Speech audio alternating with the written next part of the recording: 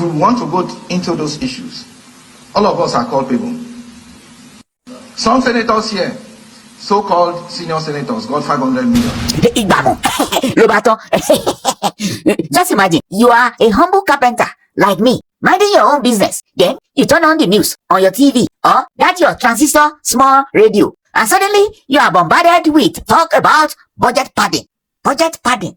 What in the world is budget padding?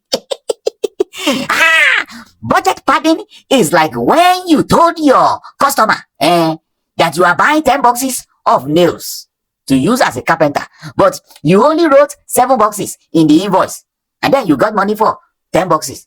You got the gist?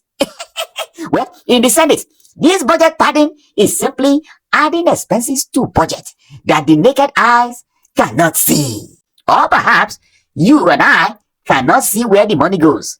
Only the lawyers and accountants can trace such spending. In the land of the free, like America, they call this budget buffoonery, adding pork into the budget. Yep, you had me right, pork. Now, whether it is bacon or sausages, it's all the same. All the same game of hiding expenses in the budget that a blind man like you and I cannot see. Ujuru. So, let's face it. Has the Nigerian Senate been playing fast and loose on us with budgets? Slipping in some extra bacon without us noticing? Well, the Senate completely denied this allegation that was first brought up by Senator Abdul Ningi of the PDP party. As a matter of fact, let's just say Abdul Ningi of the PDP party only brought this allegation up in the first place because he didn't get enough money. Some senators are getting more than the other, depending on your ranking in the Senate. Oh boy. Naija. In fact, that also led to his immediate suspension from the Senate. It was Yemi Adaramodu.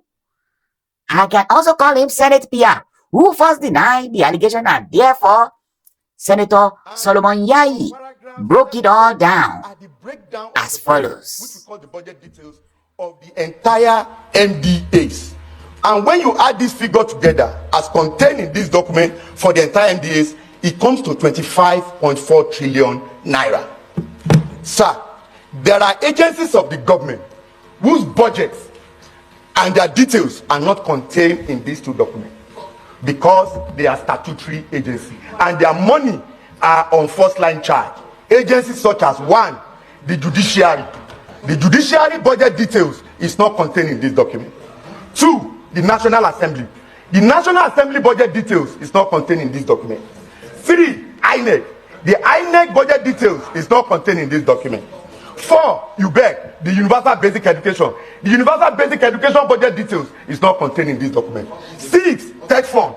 The TED Fund recurrent and capital details is not contained in this budget. 7, the Northeast Development Commission. The breakdown of the Northeast Development Commission details is not contained in this budget.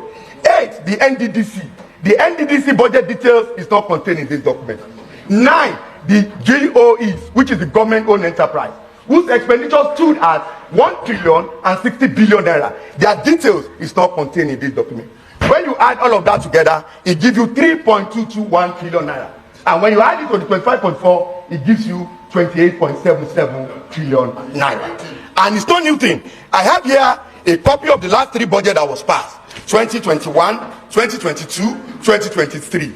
All the details of these agencies I've mentioned are not contained in this document. So again, is there anything like budget padding or not? Well, you heard it from Yayi. And yes, there is padding. Of course, they pad it all over the place. Meaning there are hidden expenses. Now, the next question is this. Is this new in Nigerian Senate or Nigerian government? Of course, no.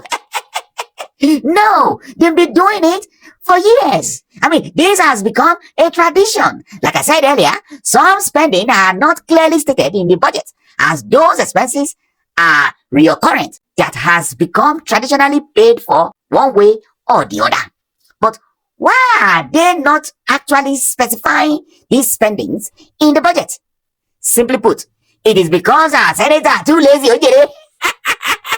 Or let's just say there is not enough budget allocation for pen and papers to document those parts in the budget. Okay? So therefore, we hide it. Naija. Anywho, welcome to Nigeria, where old practices in our government always seems like a breaking news every year. Even all these journalists that are yelling up and down, it is your job to actually read the budget.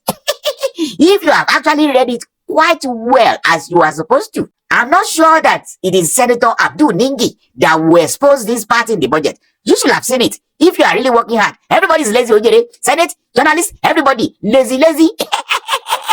And yet they want the government to work. How is the government going to work if you are not doing your job as a journalist? Sit on the couch and ask questions instead of actually investigating. Yeah.